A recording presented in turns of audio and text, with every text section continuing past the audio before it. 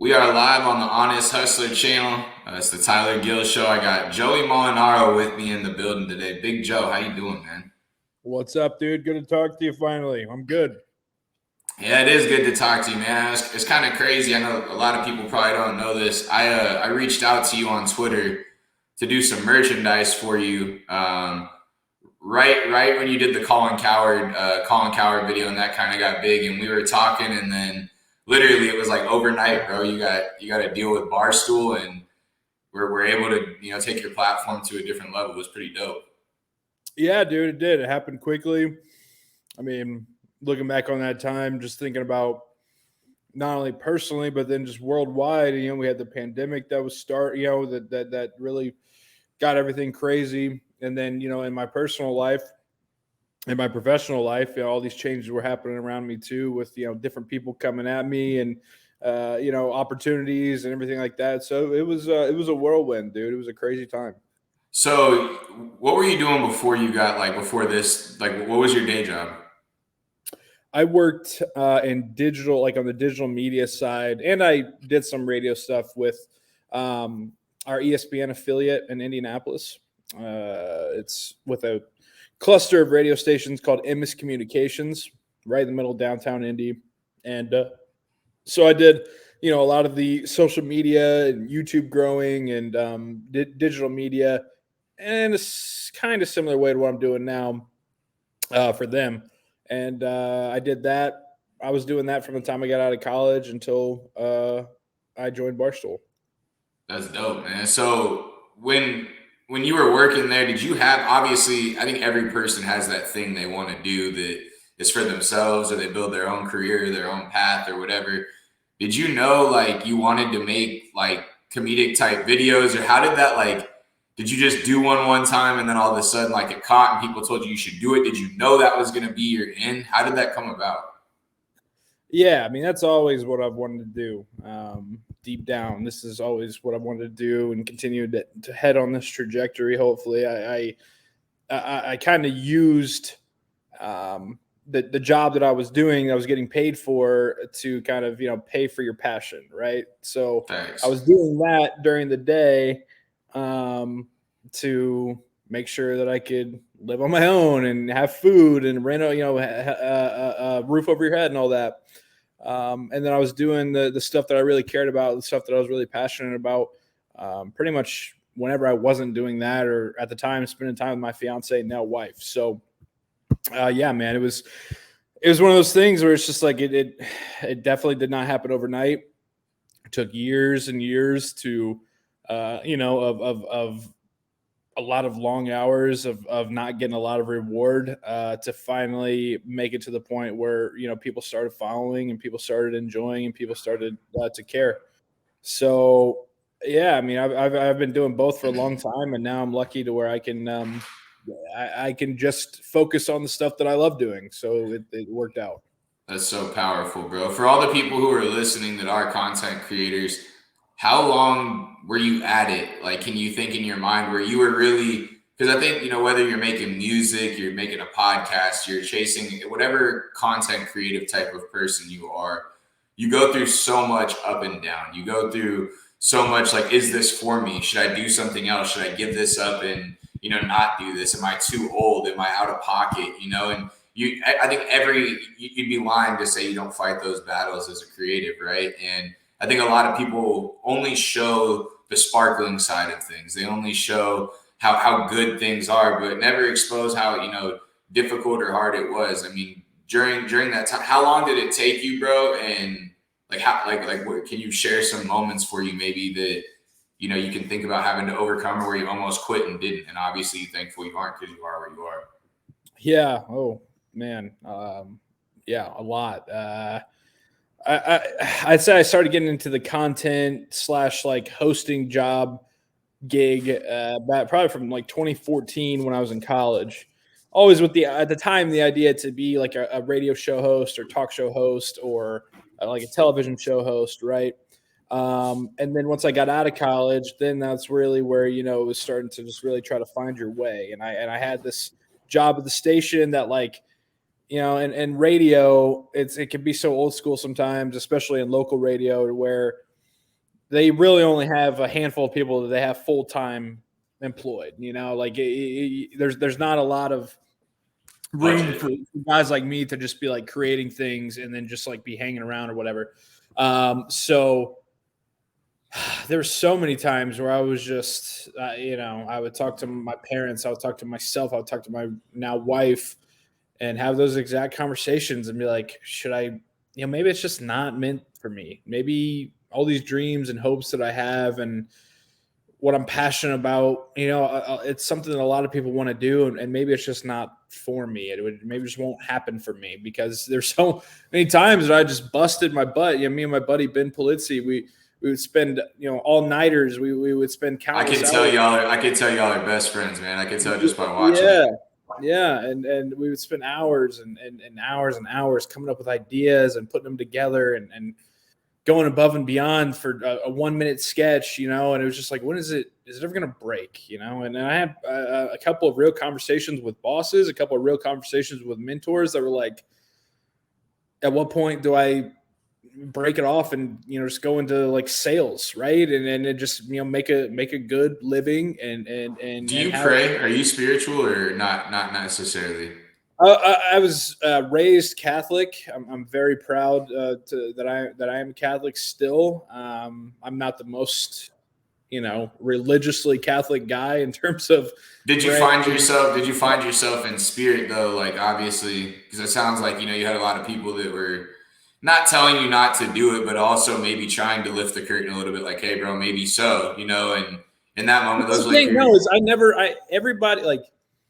My wife, my parents, a couple of really good buddies who are great friends and kind of just like advisors. I never had anybody who were like,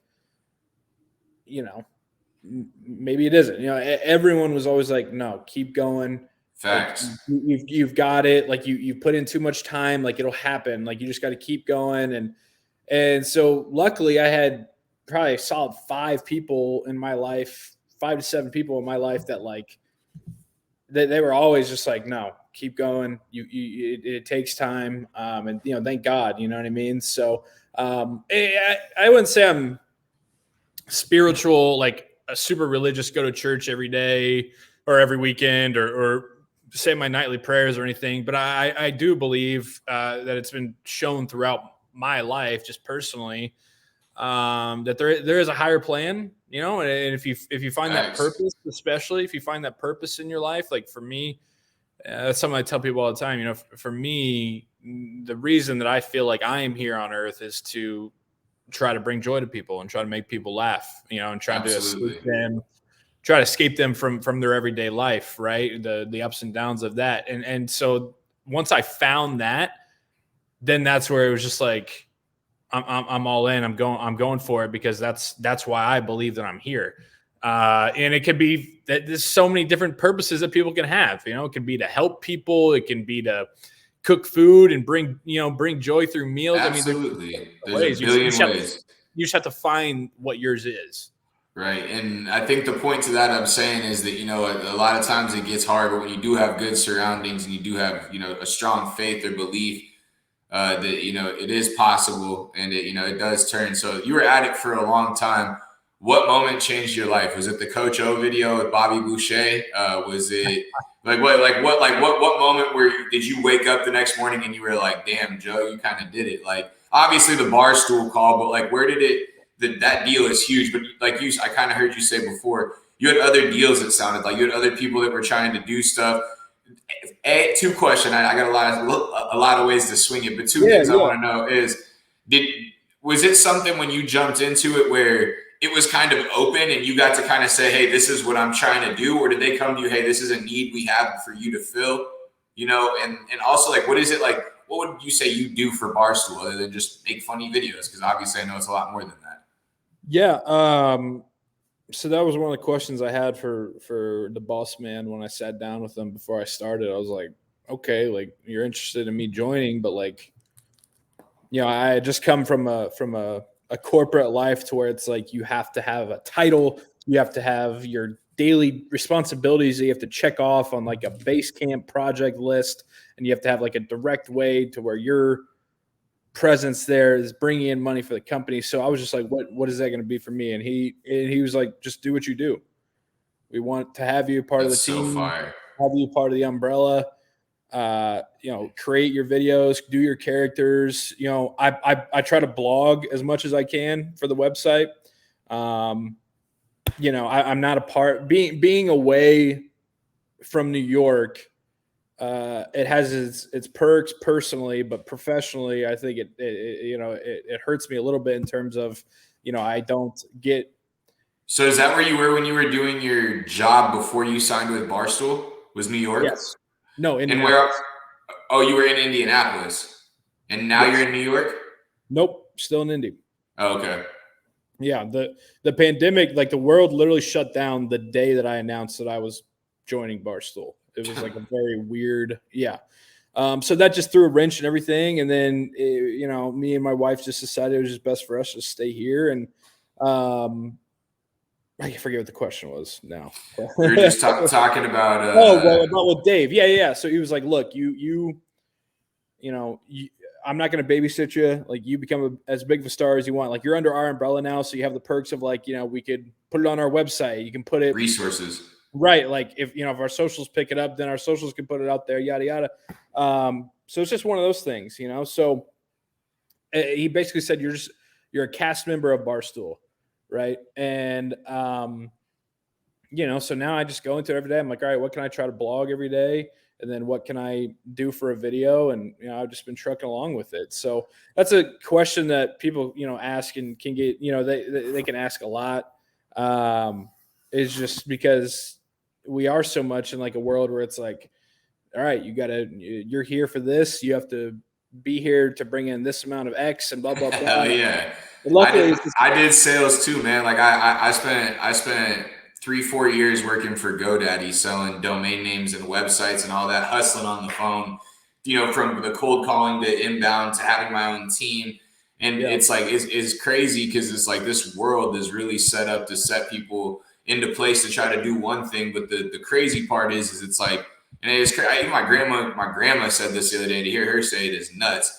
Because in their time frame, you could just get a job and sit down and work for that company for 20, 30 years and then call it a day. But like where we're at now, if you don't got a couple of things going on for yourself, almost independently while you're coinciding, life can come out from underneath you quick because things change all the time. Things change in a year or 2 years or 3, and it's dope. It's so dope that you have a platform that is kind of unwritten, bro. Like you're coming in and building something up and you didn't even know what it means. You're doing it for 2 years. Now you're going to have a platform to go shop, regardless of who's what. We're just like any other show would or any other athlete or entertainer. And you're writing a narrative or building something for other comedic people and other people who are trying to take this route, and I think that's fire. Do you have any idea where you want to go with it? I'll say like Barstool is great because it's just a creator's playground. I mean, Dave and Erica and everybody there have gotten the format down to where so many people have tried to figure it out and failed. Is they hire funny, talented, interesting people, and then they kind of figure out the business around them as opposed to like trying to put the business, you know what I mean? Like where I came from beforehand, it was just all sales ads. How do we not amplify the talents of our talent? How do we find this brand that's going to give us money? And then how do we, matriculate it down to people? And it's a backwards system. That's not how it is at Barstool. It's a playground. So they say, hey, you go use your talents, use what you're best at, blow up, online, own the internet, and the business side will figure it out from there, and it helps when you have like, so I'd say one thing for me, like with my following, like I have a good amount of followers. So it's like, with merch, right? Like I was pushing our Steelers merch hard, like pushing the Black Friday sale hard, different things like that, to where it's like that's part of my job, right? And promote the sales and everything like that. So blogging, creating content, all that. I mean, it's all encompassing. That's so dope, bro. There's a lot of things that are open. Who's somebody you want to work with, bro, that you haven't yet, that like, just whether it's something that is exactly what you're doing right now or just something in general, like you want to work with somebody, who Who is it that you haven't yet? I mean, Adam Sandler is one of my idols. Hell yeah! That's I gotta ask you a question. Then this is something I ask all my boys, and we have arguments over it. Yeah. It doesn't have to be in order. Top 3 Okay. Adam Sandler movies. Okay, I'm gonna go my personal ranking 3 to 1. You got them in order? Yeah, and 3 That's to 1. fire. 3 to 1. I'm gonna go number 3, Billy Madison. Number 2, Wedding Singer. Number 1, Happy Gilmore. Fire. Happy Gilmore. That you see my pup right here behind me. I can't get out. Yeah. His name's Happy, and it's after Happy Gilmore. So I got mine. He's sitting right here too. He's passed out. I don't know if you can see him. Look at him. Yeah. There you go. Gotta have the dogs, man. That's awesome. What's your favorite impersonation that you do? Like the one that is just like it brings you the most joy to run it. I really, it rotates because to channel like my inner like Tom Brady here, I'd say like my favorite one is my next one. I love the ones that I do. I have so much fun, with Saban and with Andrew Luck and with Coach O, with Cowherd and Collinsworth, and now Gus Johnson and Owen Wilson have been coming on heavy recently. But that one's great. Thanks, dude. That is my favorite one is finding the next one and that excitement and the process that goes into, I'm watching a few videos of them. I'm like, all right, how does this person do this? How do they hold their mouth? How do they, emphasize this word? Right. So, and then once I get it, then that's my favorite one. Cause I'm like, all right, my worst fear is I never want to be considered a one-trick pony at anything. I don't want right. I never wanted to be, I started off and I did Luck and people were like, oh, he's a Luck guy. They want to be that. And I'm Saban. Oh, he's a Saban guy. He's a Coach O guy. And now I try to make 3 kind of original sketch videos for every one impression video that I do, because I just don't want to be the impression guy. And I fully understand and am grateful for the following that it's given me and then the end that it's given me. But that's just what it is an end. It's a feather in the cap. It's a feather in the cap. So I try my damnedest to really always branch out and do other things, because I don't ever want to be just that guy, Right, that just does the one thing, and you have the ability to do so much more. And I think a lot of people get caught up in that, no matter what they're doing. You kind of touched on it too, right? Like we live in a world where like you're supposed to have a job and a role and a title, and like people buy into it, man. And that's kind of what's scary. And it's actually says a lot about Portnoy and a lot about Barstool to conscious people who are woke, right? That know like it's hard to go work in a community or an environment and to not be what I would call duped, right? Like you have environments where people don't want, they want you to succumb to what the overall agenda is, which is what their agenda usually is. And to have somebody who promotes you to, grow and spread your wings is fire. And that's healthy. You know what I mean? And that's dope. A lot of people don't get that in general. I mean, it's hard to get that from your best friend. It's hard to get that from your friends in general, let alone the people who are paying you to encourage you to create, to be bigger, to do more. That's dope, bro. I'm super happy for you to watch you do that. And I know for me, it's motivational because it's not like they always say it's not like it's overnight, but it's overnight. You know what I mean? And it's like I watched you literally just in like a 6 to 8 month trajectory, bro. Just really have an opportunity to really get all the shit you could tell you worked for and deserved. And it's like once you get there too, because I've had my own walks with different people and experiences. You belong, because it's like it's the same. It's not as foreign as most people see it to be. You know what I mean? And that's when it gets exciting, because your light bulbs start to go off. Like, oh damn, like this is the same thing I've been doing or been known, but I just gotta spin it a different way. Yeah, I mean that's another common question I get besides like, oh, can you do Saban for us? Is like, are you ever worried that you're gonna run out of ideas? And I always am just like, no, not at all. Because to your point, I just spent 3 or 4 years doing a full-time job that wasn't what I was doing, and then was still keeping myself in the game on the side. And so now my full-time job is to come up with ideas and have fun and make fun of stuff. I mean, Right. no, I have no Right. fear at all. No worries. Like, That's what I've been wanting. what have you noticed about your life that's like, now that you're not like, I mean, obviously we all have to do things we don't want to do, right? But now that you're doing what you love to do and what you want, you're on that trajectory or path. What have you noticed about your personal life that has been better? Maybe bad habits that you were able to get rid of. Is there anything like that because you kind of fulfilled this, that it enabled you to grow and maybe, change a little bit? Yeah. I I definitely don't look at my mentions or comments as much anymore. That's taught me for sure. And then I guess just you know, like whenever I'm out, I'll be out. Like tonight, I'm going to the Pacers game, right, with my buddy and whatnot. And I'm sure when I'm there, handful of people will say what's up or ask for a picture or whatever. And so I'd say that's just been an interesting development, especially when you're around people that you've known your whole life. That now all of a sudden these like other like strangers who you don't know want to come up and talk to me and take a picture. It's interesting handling that for myself, just because you always got to kind of be on, right? Right. You never want to seem like a dick, and you never want to have too many drinks or whatever. Yeah, right. Yeah, exactly. But then also like it's just funny when that'll happen, and then like I'll be with like tonight, one of my best friends my whole life. I've known since I was in 3rd grade.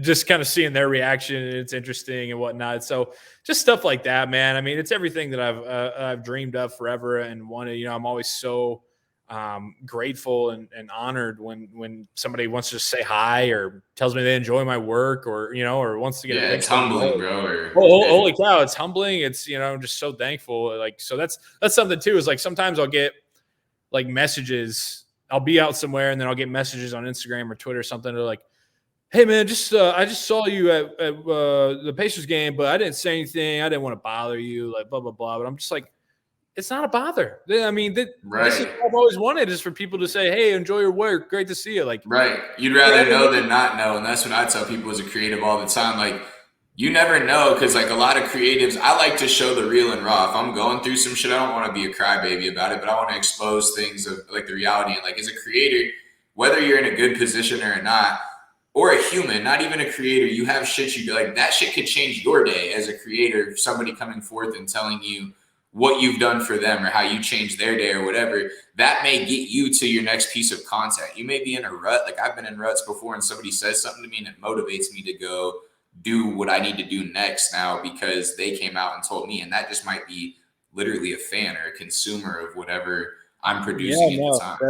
That's a great point. And yeah, I mean, that I wouldn't say happens fairly regularly, but like every now and then there is those ones where it's like, maybe one of my things didn't hit that well, or maybe I'm just like, I haven't really, I can't, like you said, just getting in kind of a rut, or I'm just feeling down about something. And, then boom, all of a sudden somebody's just like, hey man, just want to say, I really appreciate your humor and your work and, blah, blah, blah. I show it to my dad all the time or whatever, and then it's just like, that gets me back right. You know what I mean? So right. It's been surreal, man. And I'm so grateful and thankful for people who follow me and people who enjoy my work. And I just hope that, everybody knows that it's always just coming from a good place to, again, just try to make people laugh and get them out of, whatever rut they may be in, if they are.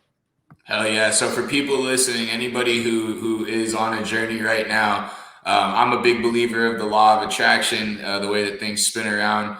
And it sounds like you practice gratitude a lot. And I always preach to everybody who follows me or listens that gratitude is very important along the way. And I could tell just by talking to you for the past 25 minutes, whether it's the people you work with at Barstool, the people who listen to you, your fiance, your animals, your work, whatever it is, you have a ton of gratitude and thankfulness for the opportunity coexist with them. So that's dope, man. Two more quick things before I let you get out of here. I know you got to run.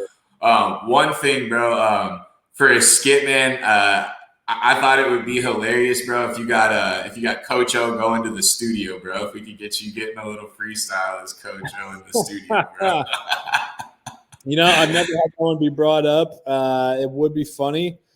He's got free time now, so maybe I should do it. Yeah, you could get Coach O in the studio, man. I'm gonna shoot you ones here and there that I think of, bro, because I know like I just stuff that you could pick from and use. Because I love what you do, bro. I think it's hilarious, and it's like it's funny because it's so relevant, and it takes a certain sense of humor to just understand it all, and a certain understanding of like what's going on, bro. And I super appreciate the hell out of it.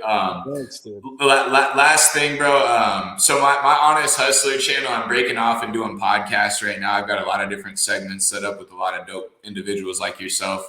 Honest Hustler kind of stands for, somebody who's on a hustle, right, but trying to make an honest living out of it, trying to get after what they do. But same thing with me. You're kind of picking and pulling. The thing that kind of took me off the floor here was the Arizona is a gambling state.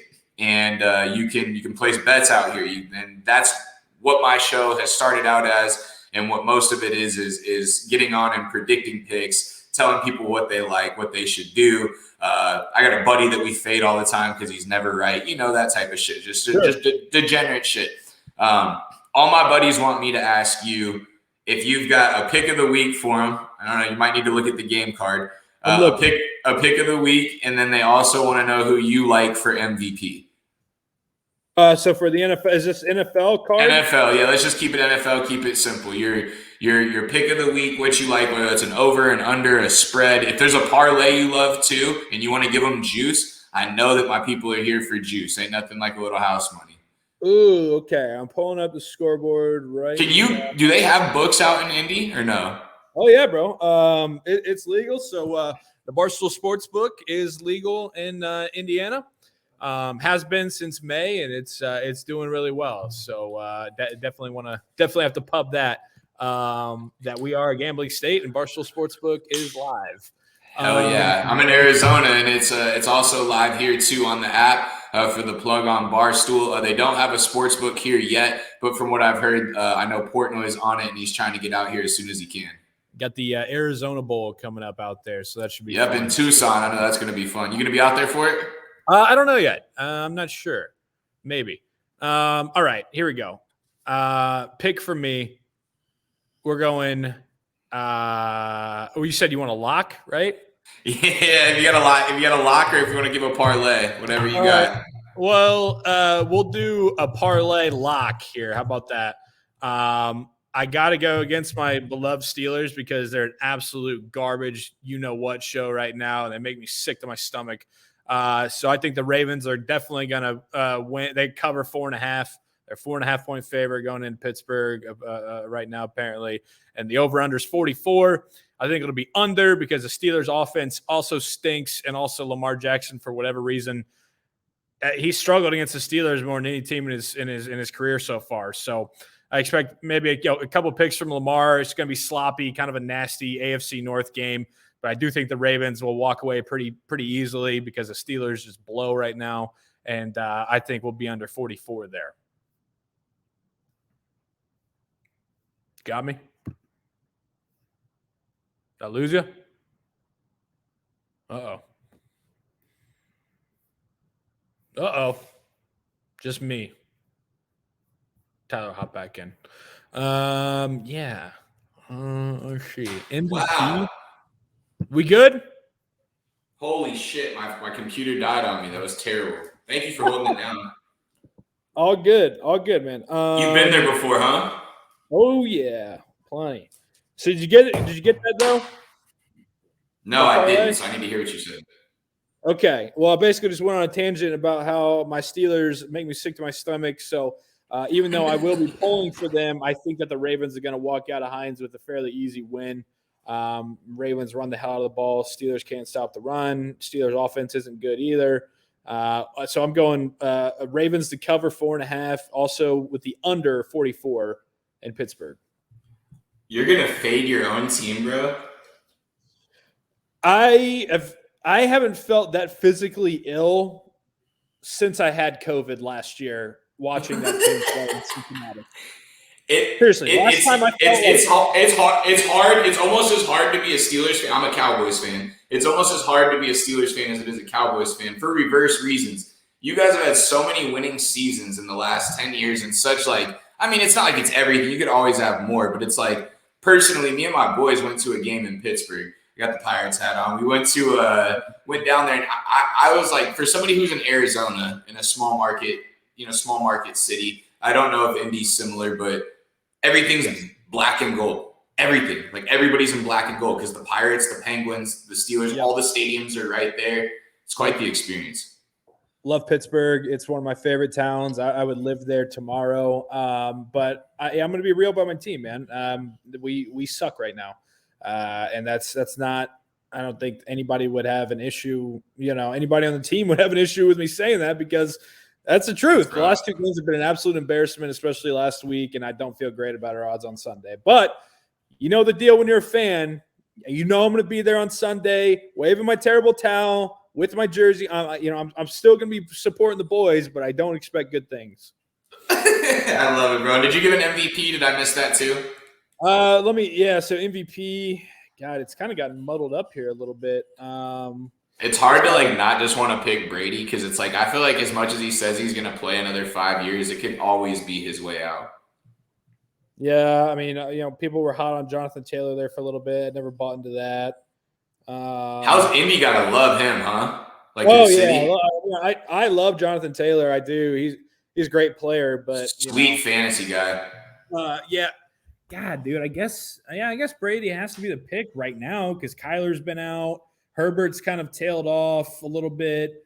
Mahomes is still kind of weird. The Bills are weird. Yeah, so I guess you do have to go Brady right now. Absolutely. I don't mind it, my man. Well, bro, I took up 30 minutes of your time. You held it down for me for a solid minute, and it sounds like my guys got some one-on-one time with you, so that's unbelievable for me. I appreciate you for that. Yeah. No problem, man. But you enjoy that Pacers game tonight, bro. Once again, I genuinely appreciate your time, bro, and I'm going to post this up here after it downloads, so it'll be up today. Awesome, dude. Yeah, great to talk to you. I know we'll be talking soon, so I appreciate the time, dude. Later. Absolutely, dog. See you, bro. Bye-bye.